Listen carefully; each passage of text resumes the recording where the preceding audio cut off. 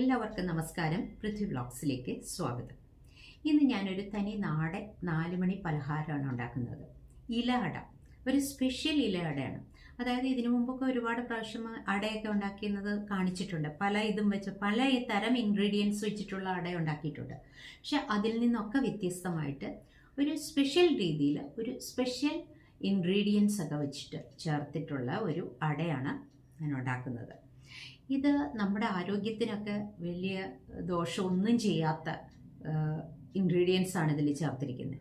പിന്നെ അത് നമുക്ക് വേണമെങ്കിൽ അരിപ്പൊടി ഉപയോഗിക്കാം, അല്ലെങ്കിൽ ഗോതമ്പ് പൊടി ഉപയോഗിക്കാം. അതൊക്കെ ഓരോരുത്തരുടെ ഇഷ്ടാനുസരണം ചേർക്കാം.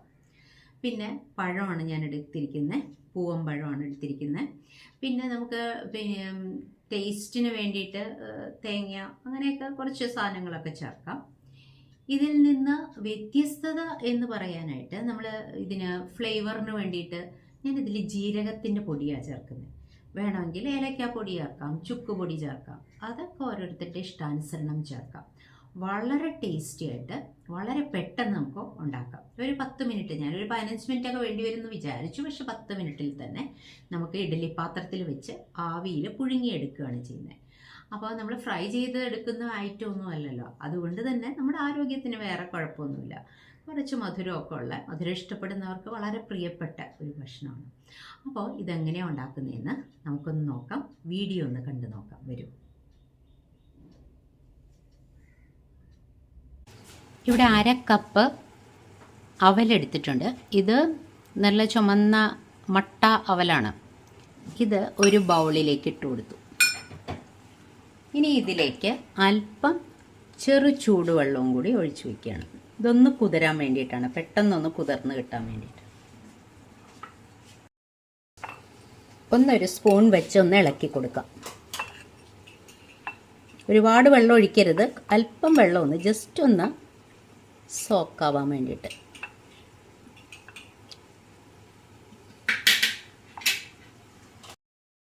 ഇവിടെ 5 പൂവമ്പഴം എടുത്തിട്ടുണ്ട്. ഇത് നല്ലതുപോലെ പഴുത്ത് പാകമായതാണ്.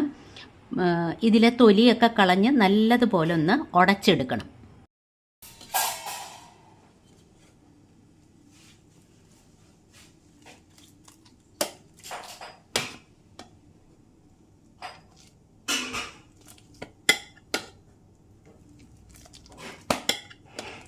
ഇത് നല്ലപോലെ പാകം വന്ന പഴമാണ്. അതുകൊണ്ട് തന്നെ നമുക്കിത് ഉടച്ചെടുക്കാൻ വളരെ എളുപ്പവുമാണ്.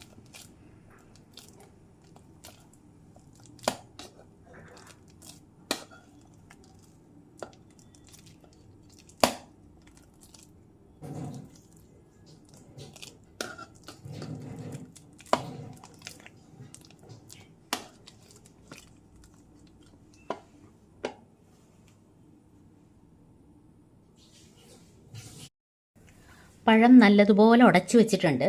ഇനി ഇതിലേക്ക് നമുക്ക് അരിപ്പൊടി അല്ലെങ്കിൽ ഗോതമ്പ് പൊടി ഏത് വേണമെങ്കിലും ചേർക്കാം.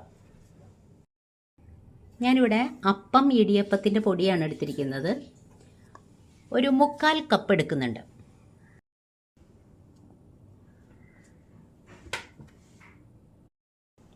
ഒരു നുള്ള് ഉപ്പുപൊടി ചേർത്ത് കൊടുക്കുന്നുണ്ട്. നമുക്ക് വെള്ളം അല്പാൽപ്പം ഒഴിച്ചു കൊടുത്തിട്ട് ഒന്ന് കുഴച്ചെടുക്കണം. കൈ കൊണ്ട് തന്നെ കുഴച്ചാൽ മതി.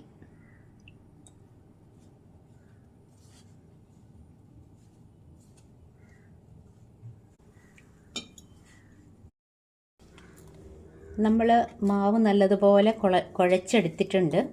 കണ്ടോ, കുറച്ചൊരു ലൂസായിട്ട്, അല്ലെങ്കിൽ നമ്മൾ പരത്തുമ്പോൾ കുറച്ച് വെള്ളവും കൂടി ചേർത്ത് പരത്തിയാലും മതി. ഉണ്ടോ, ഇതിപ്പോൾ ഞാൻ കുറച്ച് ലൂസായിട്ട് തന്നെയാണ് കുഴച്ചിരിക്കുന്നത്.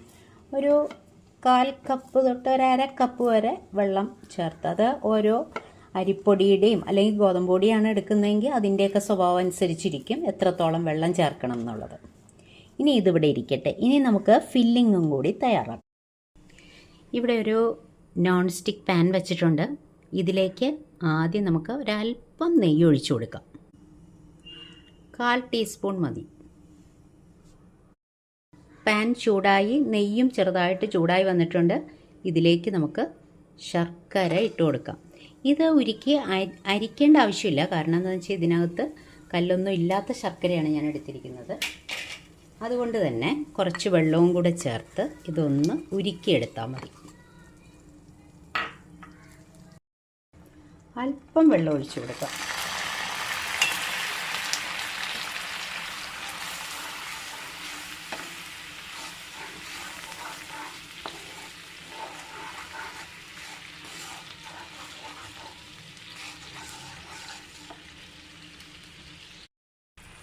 ശർക്കര നല്ലതുപോലെ ഉരുകി വന്നിട്ടുണ്ട്. ഒരല്പസമയത്തിനുള്ളിൽ നമുക്ക് തേങ്ങയും പിന്നെ അവലിവിടെ നമ്മൾ ഒന്ന് കുതിർത്തി വെച്ചിട്ടുണ്ടായിരുന്നു, അതും ചേർത്ത് കൊടുക്കാം. ആദ്യം ഞാൻ തേങ്ങയാണ് ചേർത്ത് കൊടുക്കുന്നത്.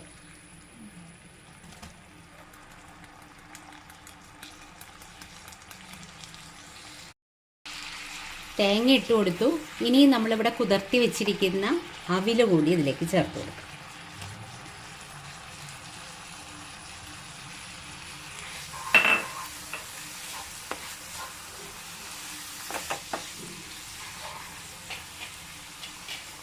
ഫ്ലേവറിന് വേണമെങ്കിൽ നമുക്ക് ഒന്നുകിൽ ഏലക്കാപ്പൊടി, അല്ലെങ്കിൽ ഇവിടെ ഞാൻ അല്പം ചെറിയ ജീരകത്തിൻ്റെ പൊടിയാണ് ചേർക്കുന്നത്. നല്ലതുപോലെ ഒന്ന് ഇളക്കി യോജിപ്പിക്കണം. ഈ മധുരം, അതായത് ശർക്കരയുടെ മധുരമൊക്കെ അവലിലേക്കും അതുപോലെ തന്നെ തേങ്ങയിലേക്കും പിടിക്കണം.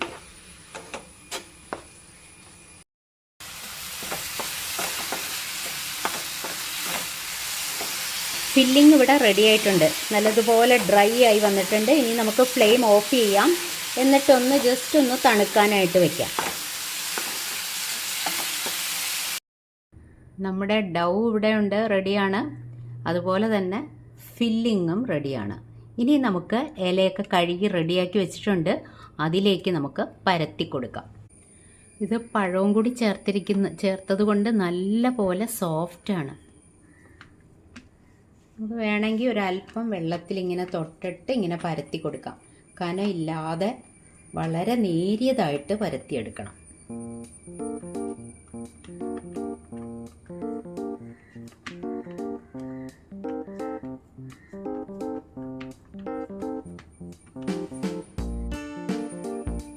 പരത്തിയിട്ടുണ്ട്, കനം കുറച്ച് പരത്തിയിട്ടുണ്ട്. ഇനി ഇതിലേക്ക് നമ്മുടെ ഫില്ലിങ് വെച്ചു കൊടുക്കാം.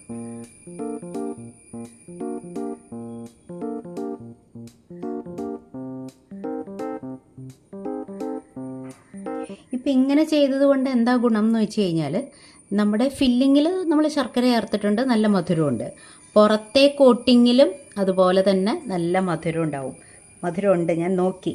പഴവും കൂടി ചേർത്ത് മിക്സ് ചെയ്തതുകൊണ്ട് നല്ല പോലെ മധുരമുണ്ട്.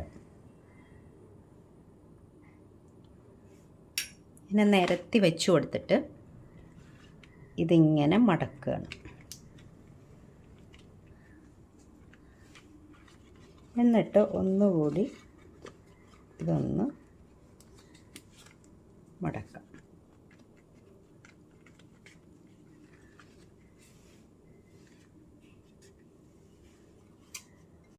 ഇതുപോലെ നമുക്ക് എല്ലാം ഇതുപോലെ പരത്തി ഫില്ലിങ് വെച്ച് മടക്കിയെടുക്കാം. എന്നിട്ട് ഞാൻ ഇഡലി പാത്രത്തിൻ്റെ തട്ടിൽ വെച്ചിട്ടാണ് ഞാൻ വേവിച്ചെടുക്കാൻ പോകുന്നത്.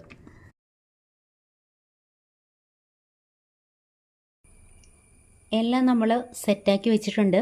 ഇനി ഇഡലി പാത്രം വെച്ച് കൊടുത്തിട്ടുണ്ട്, കണ്ടില്ലേ? ഇത് സ്റ്റൗ ഓൺ ചെയ്ത് ഒരു ഹൈ ഫ്ലെയിമിൽ തന്നെ വെച്ചിട്ടുണ്ട്. ആദ്യം വെള്ളം ഒന്ന് തിളച്ച് വരട്ടെ. എന്നിട്ട് നമുക്ക് ഫുൾ തിളച്ച് വരണമെന്നില്ല, ചൂടായി വരുമ്പോഴത്തേക്കും നമുക്ക് അടയൊക്കെ വെച്ച് കൊടുക്കാം. ഇനി നമുക്ക് അട ഓരോന്നായിട്ട് വെച്ച് കൊടുക്കാം.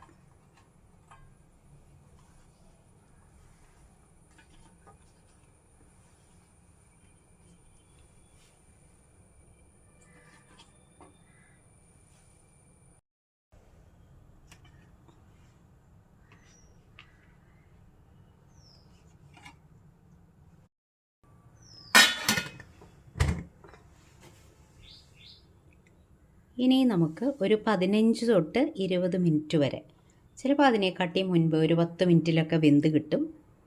അപ്പോൾ നമുക്ക് നോക്കാം.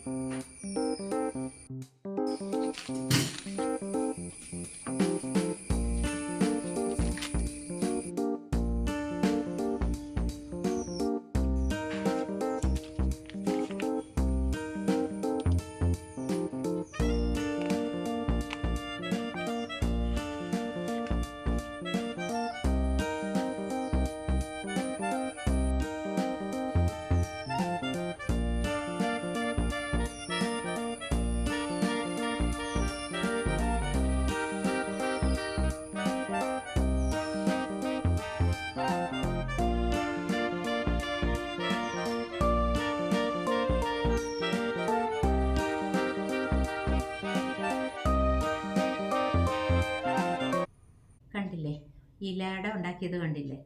ഇതേപോലെ ഉണ്ടാക്കി നോക്കിക്കോളൂ, നിങ്ങൾക്ക് ഇഷ്ടപ്പെടും. പിന്നെ നിങ്ങളുടെ ലൈക്കും ഷെയറും കമൻറ്റും ഒക്കെ തന്നേക്കൂ. അടുത്തൊരു വീഡിയോയിൽ നമുക്ക് ഉടനെ തന്നെ കാണണം. Thank you.